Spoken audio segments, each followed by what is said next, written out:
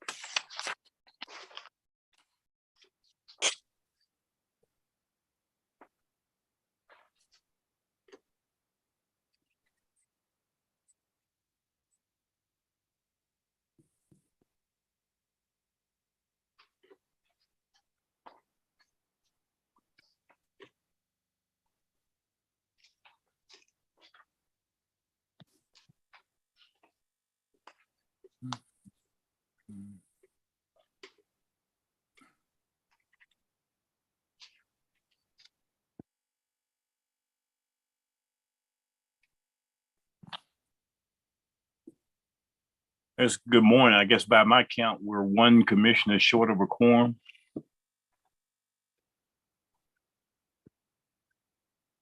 I counted 6. Yeah.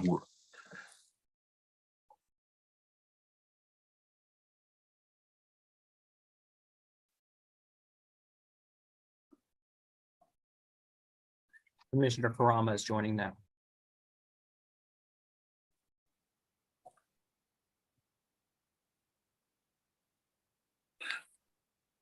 Okay. Good morning to everybody. It's now 9 a.m. or a little past. I'd like to call this October 2023 meeting of the Kentucky Commission on Human Rights to order. The first items are confirmation of the quorum and confirmation of public notice. Public notice was sent and we do have a quorum. Okay, well, thank you for that. Any requests for public participation? No request for public participation. Okay, so the first item on the agenda is approval of the minutes. And before I entertain a motion on that, did the last meeting start at 10 o'clock in the morning or 9 o'clock in the morning? It started at 9. Okay, so the minutes from 10 a.m. So that's correction. So can I have a motion to approve the minutes with that one correction? So This is moved. Jim Glenn. Motion to approve the minutes with the adjustment to the time. And second by Commissioner Henry. So all in favor signify by saying aye or raise your hand. Aye. Those opposed, like the minutes stand approved. So we move into section reports. The first report up is that of the executive director. Good morning, all.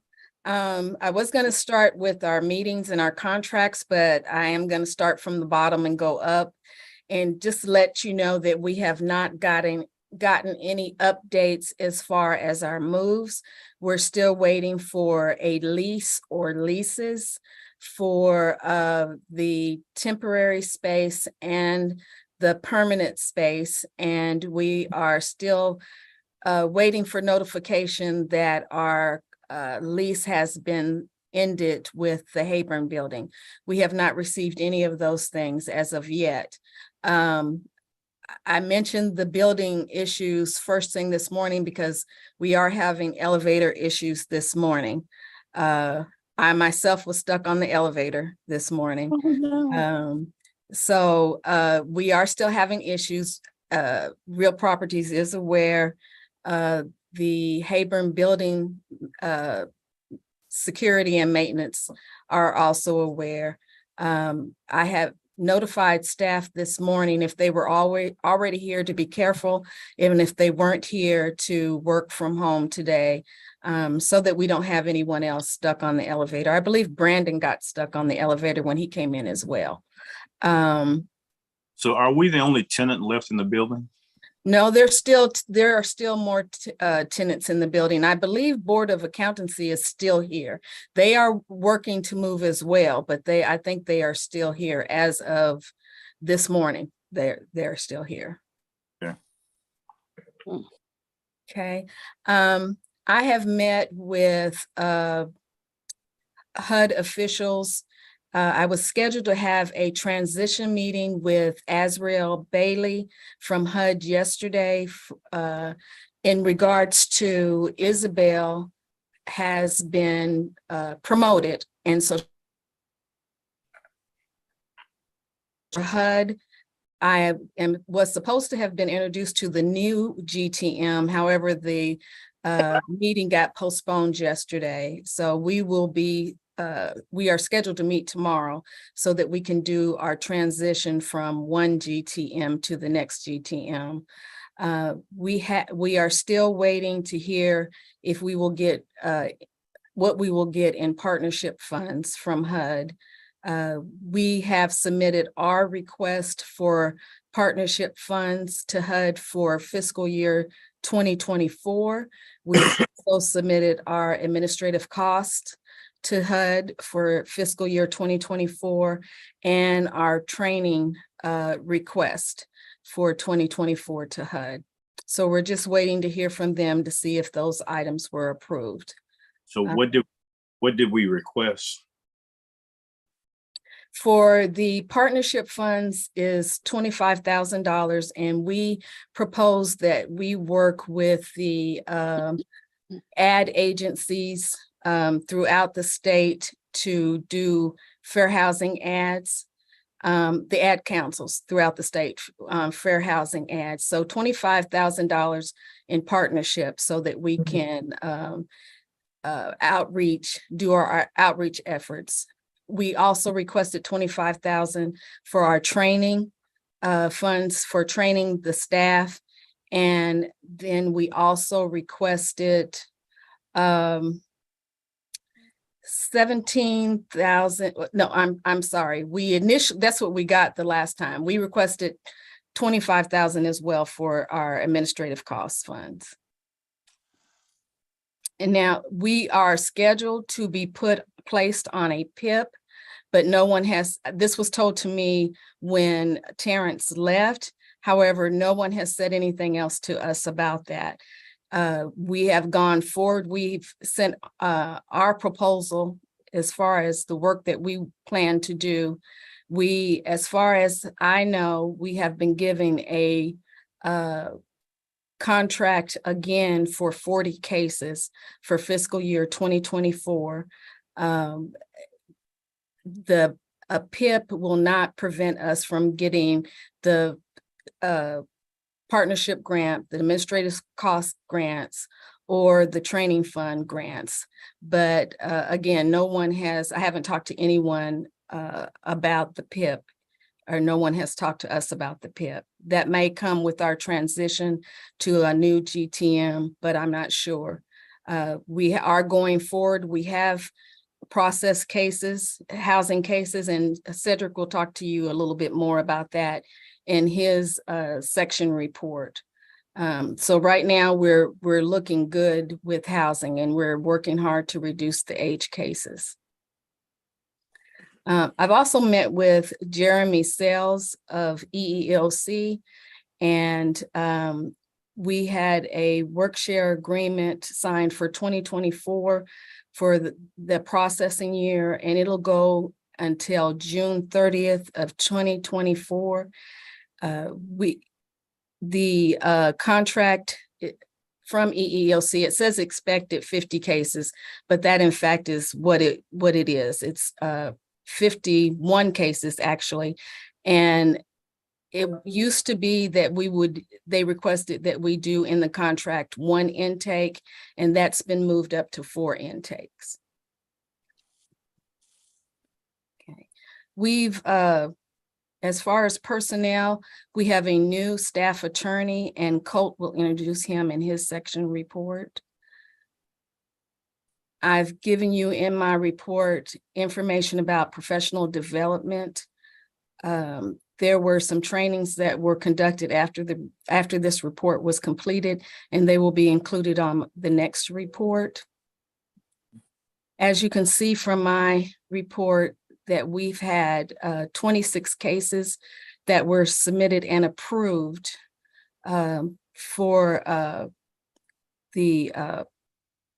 since the September 21st, 2023 commission meeting.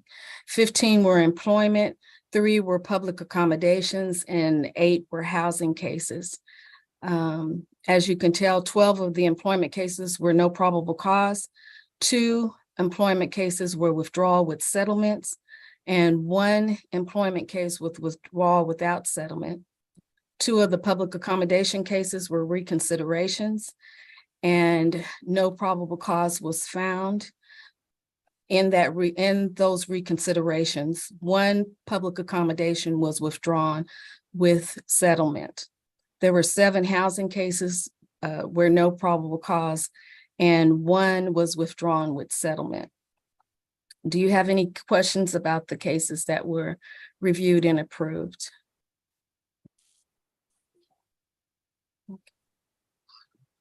Any questions for anyone for specific cases? Okay, let's keep moving on. Okay. Also included with your email that you received with the commission book, you got a copy of our draft work plan for calendar year 2024. Please let me know or Karen know if you have any questions or concerns about that work plan. The work plan is a living document. This is what we propose right now, but we hope we will be adding to it and it will be changing. But if you have any concerns about the main things that we propose to do in 2024, please let me know.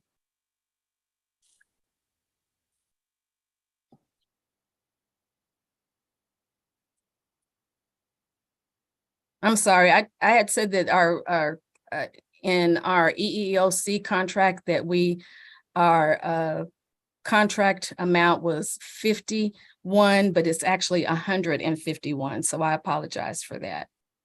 And we did make that contract this year, and we again have 151 for fiscal year 24.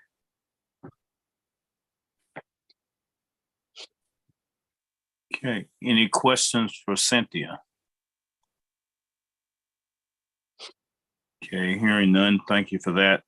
Now move to Brandon for budget and personnel.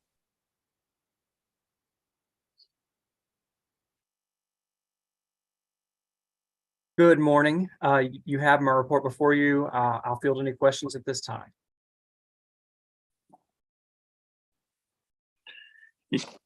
I guess you mentioned that you submitted your biennial budget request.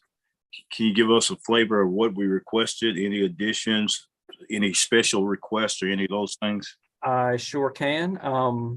The baseline budget is pretty standard based upon last year's expenditures and our current personnel caps. We requested, there were 3 additional budget requests. I'm going to share my screen. Let me know if you all can see it. There's actually 5 on this. The first one is our defined calculations, which are increases in insurance and retirement costs, or I should say changes in insurance and retirement costs. You'll notice that line 1 is negative. That's because our contribution to retirement for employees has gone down a little bit because they've played catch up. Number two is a 1% pay increase for employees that they've asked us to calculate. Those were standard from the governor's office. I didn't have any say in those.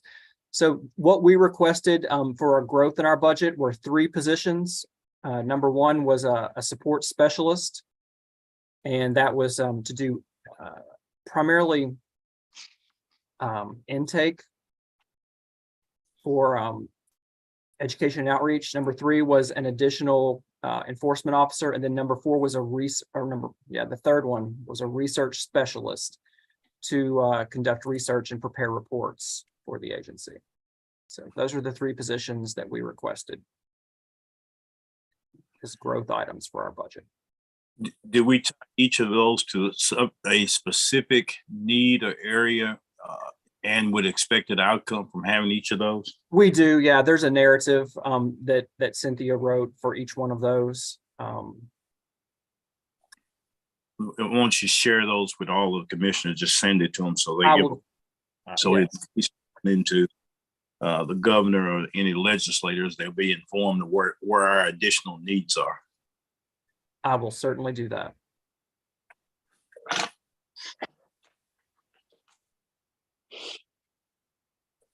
Any question for Brandon?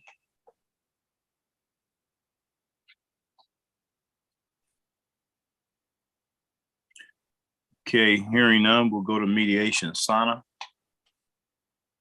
Yes, good morning, everyone. You have my report before you, just a couple of additions.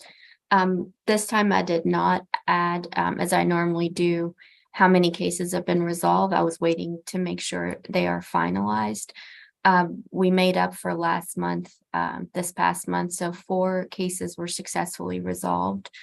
There was a public accommodations case where we couldn't proceed due to some information that was new to both parties. So that case was returned to enforcement. There was a race-based employment discrimination case that resolved with $1,000 with an agreement for the employee to for the employer to give a neutral reference in the future. And another race-based employment discrimination case that resolved for $4,750.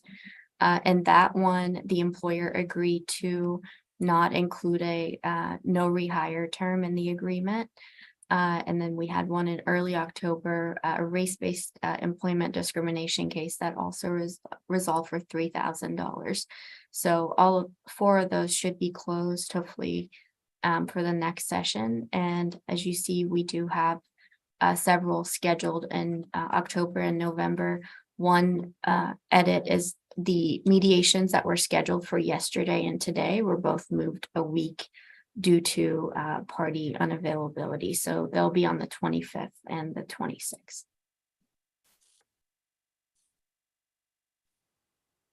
Any questions from anyone? Okay, thank you for that. And now we'll move to enforcement. Cedric, you're muted. I was going at it too. I was ready. Okay. Good morning, everybody. Ms. Fox has already went over the numbers, so I do want to make a correction. So this report was completed prior to the 8 cases of housing taken out. So when you look at my report, it says we have 82 cases.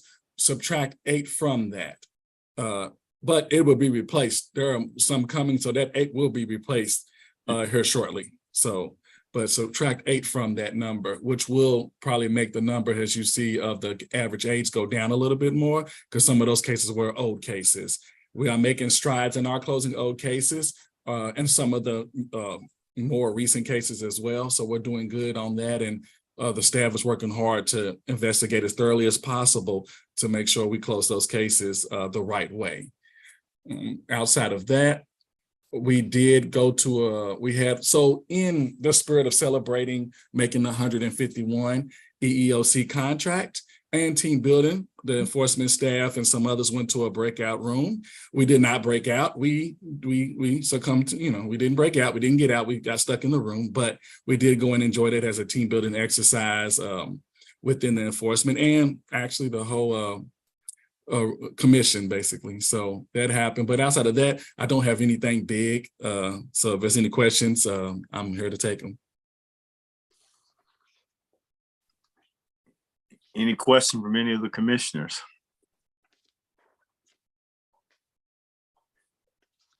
Let me say, looking at the trend line display of that, it's encouraging to see not the number of days of cases going down and that we're making some progress on it, because I think for a while it seemed like we were stuck and not moving. So that's very good to see, and I'm glad you all got a chance to celebrate the ELC accomplishment. And on behalf of the commission, let's say thank you to you and the staff and everyone else for that work.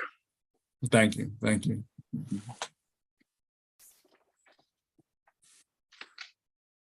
No questions? Okay, let's move to education and outreach. Mary Ann. Okay, good morning, everyone. You have my report. I do have one correction. It is just a typo in that fifth paragraph, about 3 lines down, and I will ask Karen and Director Fox to take that out before this report is completed and printed. But other than that, I don't have anything to add unless you have any questions for me. Thank you very much. Okay, I guess this is really for Cynthia in terms of outreach. We went to Western Kentucky back in August. I think we ought to be planning on, at least over the next few months, either going to Northern Kentucky and also going to Eastern Kentucky. We may go all the way to Ashland to see Commissioner Henry. So that would be great. let's start planning on something, at least putting it on the calendar so we can move around the state. I was in Hopkinsville, can't think of when, but you know, the people there that attended our meeting in Paducah were very complimentary of having the opportunity to interact with the commissioners in Western Kentucky. So I think there's some value to be gained from us doing that. And reading your, I guess the outreach report is, having gone to Paducah is creating some really good positive outcomes and actions in Paducah as well. So let's keep it up. We'll now move to the legal report. Colt. Thank you, Chair Burris, and good morning, commissioners. You have my report. I'm happy to take any questions, but of course, Cynthia mentioned earlier that we have a new staff attorney who has come on board. His name is Jeremiah Reese. He's here attending the meeting. Jeremiah comes to us from private practice, where he has spent the majority of his career working doing the similar work that we do here, working in the KCHR as well as the related federal statutes. So I want to extend a warm welcome to Jeremiah. Jeremiah's presence is going to be felt immediately, filling a need that we've had, and we look forward to having him on board. Well, welcome. I'm glad to have you on board. Looking forward to working with you. Thank you, Dr. Burris. I'm excited to be here and excited to serve the commission in whatever capacity I can. So looking forward to it. Yeah.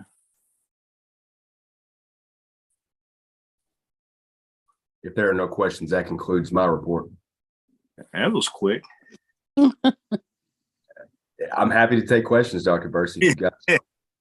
No, I guess, you know, when I read the case update, concluded there wasn't much there, but you were just looking for some. I guess the only thing that I would say is for you and Jeremiah as you come on board is for us to figure out or to actualize our engagement with the U of L Law School and utilizing their law students as assets to be used to help advance the work that we're doing. And I would encourage us to be pretty aggressive in that. Sure. Perhaps I should have mentioned in my report, since I started in 2020, we've had at least one law student extern every semester. We've got 2 this semester. They've been helping us out a great deal, helping out Sana as well with things that she needs. We do continue to tap into that resource. It is a huge benefit. I think we're trying to get someone, there's a public service project through the law school. And I think we're trying to get a student for the 4 weeks of winter break too. And then I'm sure we'll re-engage with the law school in the spring for a couple more students. Yeah, if I may add,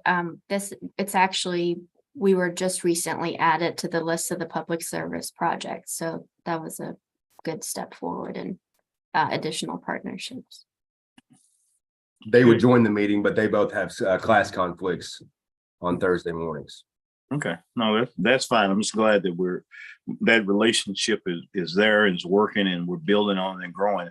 I think I think there's tremendous opportunity to probably do even more with more from the law school, and so we just need to continue to do that. But thank you for that.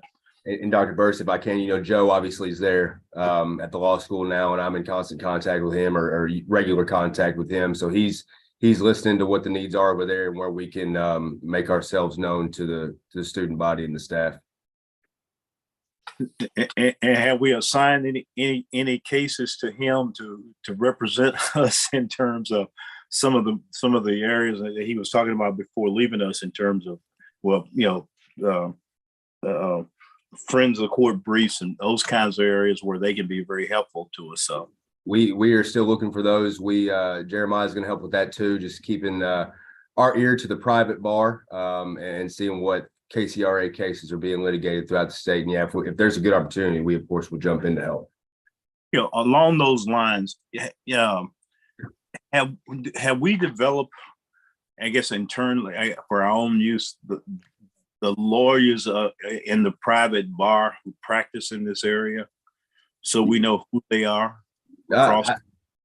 Sorry to interrupt. Yeah, I think we know them. Jeremiah, of course, coming from private practice, will know more. I'm in the Kentucky Justice Association, where there are a lot of plaintiffs lawyers there doing similar work. Sometimes we'll see in the listserv that discussions about cases that we do. I've sent out feelers through the listserv there saying, hey, just trying to figure out what 344 cases are going on within the state, let us know. So we're trying to cultivate those relationships there through that.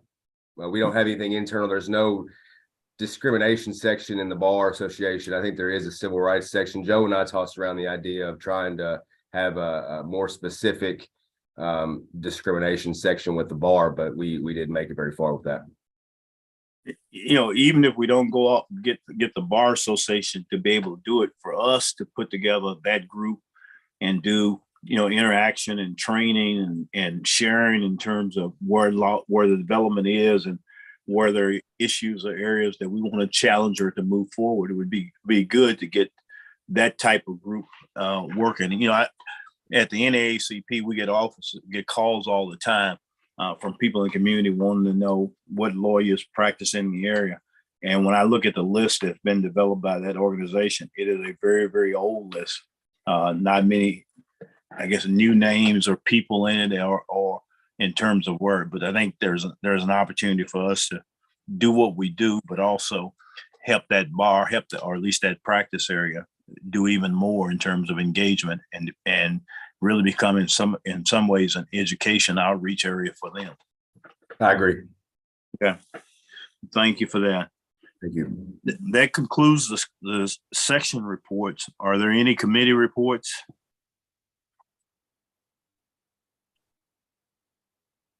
Hearing none, the next is there any new business to come before the body?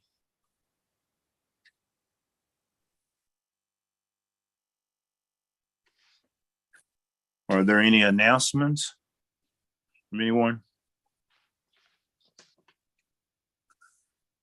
Okay, hearing none, I would just note that our next commission meeting is scheduled for Thursday, November the 16th.